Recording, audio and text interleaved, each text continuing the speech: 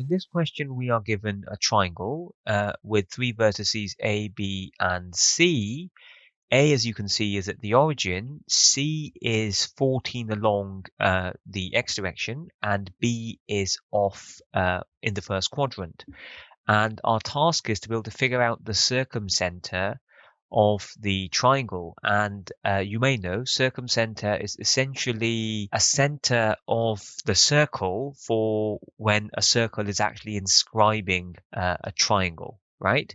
So in other words, the three sides of the triangle are actually chords to the circle whose center we're trying to figure out. So let's see how we might do this. So we have chords and we want a center. So what we can do is use the fact that perpendicular bisectors to chords actually meet at the center. Okay, here we see a diagram of our triangle A, B, and C, and we want each side to be a chord, which means that we want our lines L1, L2, and L3 to be such that they are perpendicular bisectors of their respective sides. So in particular, the green line L1 is a perpendicular bisector of the chord AB, and the blue line L2 is a perpendicular bisector of the chord BC, and the brown line L3 is a perpendicular bisector of the chord AC. Okay, right. So let's figure out the equations of the lines, and then we're going to solve simultaneously to figure out this point P, which is the center of our circle. In other words, our circumcenter. So we need to figure out the location of these midpoints because these lines are perpendicular bisectors, and the bisector meaning that they're perfectly splitting up the chord into two, and so they have to pass through the middle. And you may remember from your material that actually there's a standard formula. So if you have a point and you have another point in the Cartesian plane, then this formula allows you to figure out a point which is perfectly in the middle of these 2 points. Okay, so we're going to apply this formula, and we're going to figure out the midpoints here, here, and here. And in fact, if you see the first one we have here, so how do we get this? Well, the formula says add up the two x coordinates and divide by 2. So if I take 0 and take 14 and add them up, I get 14. Divide by 2, I get 7. And then I take the two y coordinates, add them up and divide by 2. So my two y coordinates are 0 and 0. Add them up, 0, divide by 2, 0. So 7, 0 is actually the midpoint of AC. And we do the same for the other 2 points. So for A and B, we see that 10 add 0 is 10, half that 5, and 0 add 6 is 6, half that 3. And likewise, for this point here, we have 10 and 14, add that will give you 24, and then we halve that to be able to get 12, and 6 and 0, sum gives us 6, when we halve it gives us 3. So we've figured out the 3 midpoints.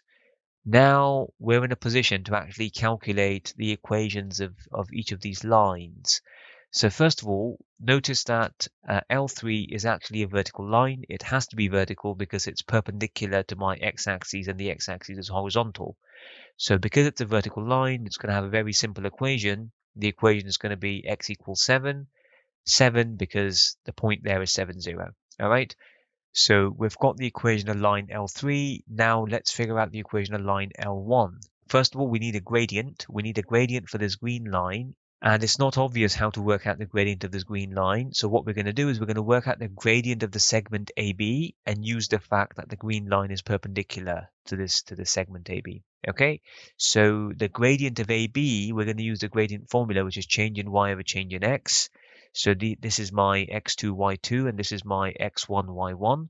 So y2 minus y1 is 6 minus 0. That's my numerator. And then x2 minus x1, that's 10 minus 0. That's my denominator. And simplifying that gives me 6 over 10, which obviously cancels down to 3/5. So now that we have the gradient of MAB, in other words, this segment here, we know that the gradient of the line L1, which I've called M1, is going to be 1 over the gradient we've worked out with a negative in front. That's a standard perpendicular line gradient property. And so using that, we can say M1 has to be this fraction flipped with a negative in front. So we've got the gradient of L1, which means we can write down the equation of L1, but we still don't know what the y-intercept is. Now, to figure out the y-intercept, we need a point which lies on the line, and we're in luck because we already have a point which lies on the line, 5, 3, which means we substitute the x and y values into this equation and figure out C1. So let's see that. So my y is 3, so I replace y by 3, and my x is 5, so I replace my x by 5. And at this stage, this thing here gives me negative 25 over 3, which goes to the left-hand side and becomes a plus. And so when that combines with the 3, I actually get 34 over 3. So we have our y-intercept, which means we have the equation of our line L1. Okay, so now we're going to do the same for line L2. And I'm going to go through this a bit faster. So just to recap quickly, we need points B and C to work out the gradient and then use the fact that the line is perpendicular to the segment BC. And we need to use the fact that the point 12, 3 lies on the line. So I've got that information summarized here. And so the gradient of BC is again change in y over change in x. This is my x2, y2. This is my x1, y1. So y2 minus y1 is 0 minus 6. And x2 minus x1 is 14 minus 10, which simplifies to give me minus 6 over 4, which again can be simplified further to give me minus 3 over 2. So the perpendicular gradient property tells me that I just need to flip this. So I get 2/3, but I've got to stick a minus in front. So that would then kill this minus, and I will end up with this gradient here. So this is then the equation of our line L2, provided we can figure out C, but we can because we know a point. So we substitute y equals 3 and x equals 12 to be able to get this equation, and then we can simplify this to solve for C, and C turns out to be minus 5. So we actually have the equation of L2. And so we have the three equations, right? So 1 is the equation of line L1, 2 is the equation of line L2, and 3 is the equation of line L3. To figure out the circumcentre, we've got to solve these simultaneously. So it's easier to take them a pair at a time. So since equation 3 is the easiest, we can substitute that into equation 1. So the x in the 1 gets replaced by 7. So I end up with this. And then we can basically evaluate this, and this turns out to be minus 1/3. So what that tells us is the point x equals 7 and y equals minus 1/3 lies on the intersections of the lines L3 and L1. And now we solve line 3 and line 2 simultaneously using the exact same argument. And so the x is now replaced by 7, and this is just a number, essentially. I'm going to stick this in my calculator. But again, when we evaluate this, we get minus 1/3, and we shouldn't be surprised by that.